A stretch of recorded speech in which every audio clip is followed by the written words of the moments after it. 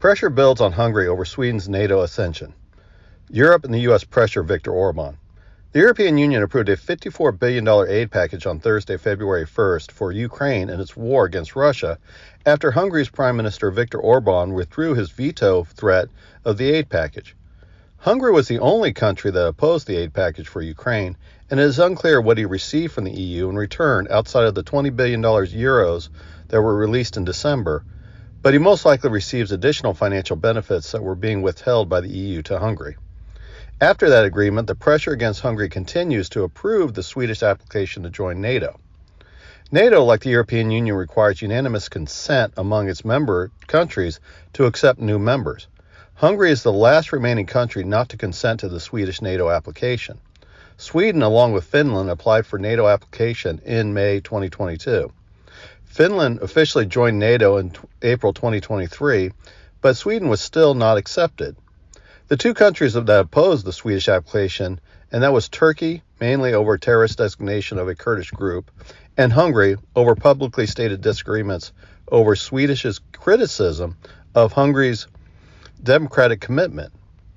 Turkey approved the Swedish membership on January 23rd with the help of the U.S. finalizing the sale of new F-16s and upgrade packages for existing Turkish F-16s.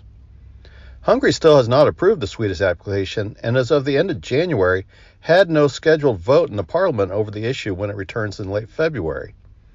The Hungarian parliament speaker, Laszlo Kovar, stated in January that he did not see an urgency to vote on the application and did not see the Ukraine war as making the application an extraordinary circumstance.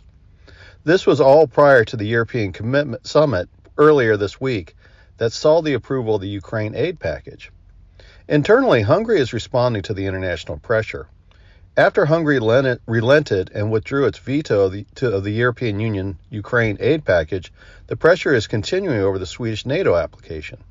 Prime Minister Viktor Orban did meet with the Swedish Prime Minister Ulf Kristersson during a sideline meeting in Brussels during the EU summit, and Orban did say that he does approve of the Swedish application to NATO and would advise Parliament to vote for the application when they return in February. The majority in Parliament and Orban are both in the same political party, so the delay in the Swedish membership should be resolved this month. Viktor Orban invited Kristersson to visit Budapest in January after Turkey approved the Swedish application. Kristersson has not accepted or rejected the invitation, but now the Hungarian parliament leadership stated they want Kristersson to visit Budapest as a condition to voting for the application. Kristersson in late January responded to Orban in writing, accepting the invitation at a time convenient to both parties. This acceptance by Kristersson gives both Kovar and Orban an opportunity to have their requests met and to save face, though Kovar wants the visit to happen before the parliamentary vote. The parliamentary opposition to Orban and his party are attempting to speed up the process by calling for an extraordinary session of Parliament to put the Swedish vote, which they support, onto the agenda. Kovar is resisting the opposition vote, but he may not be able to stop the extraordinary session, but he may be able to stop any scheduling of a vote. This week will further clarify when the vote will happen, but it looks like Hungary is in the final and somewhat dramatic stage of Swedish NATO approval. The U.S. is also pressing Hungary to approve the Swedish application. The U.S. and Sweden have signed a defense agreement to allow the U.S. to pre-position equipment and operate in a number of Swedish bases, though no permanent deployments are expected. Sweden has agreed to participate in the NATO force deploying in Latvia by sending a battalion as part of a NATO deployment. NATO and the U.S. are proceeding with the assumption that the application will be accepted, but both the State Department and a bipartisan group of U.S. senators are pressing on Hungary to put up no more delays on the membership. NATO, the EU, and the U.S. are all pressing on Hungary and Orban to approve post-haste.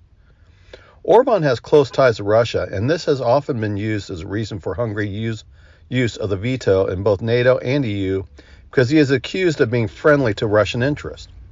Hungary and Orban have done nothing wrong in their opposition to both Sweden's application and EU Ukraine aid package.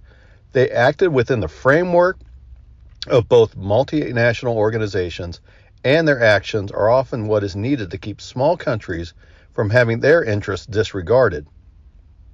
Orban is a nationalist, and this does put him in a philosophical disagreements with multinational organizations and their supporters. This is the primary reason, and not some story of him supporting Russia is the reason for Orban and Hungary's action. This puts him at odds with the more powerful multinational supporters in Europe.